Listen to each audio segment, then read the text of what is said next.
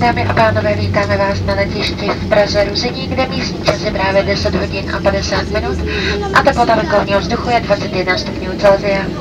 Pro vaše vlastní pohodlí a bezpečnost zůstaňte prosím sedět připoutání na svých místech, dokud letadlo zcela nezastaví a nezasnou světelné transparenty. Připoutejte se.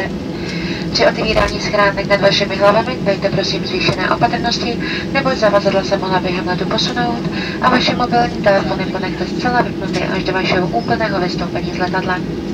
Dámy a pánové, dovolte mi nyní, abych se s vámi jménem soukromé letecké společnosti Pravoservis, cestovní kanceláře Fisher a hlavně jménem celé posádky pana kapitána Romana Čtvrtečky rozloučila. My doufáme, že se vám s námi dnešní let líbil. Děkujeme vám, že jste dnes letěli s leteckou společností Pravoservis. Přejeme vám šťastný a bezpečný návrat do vašich domovů a budeme se na vás opět těšit někdy na palubách našich letadel.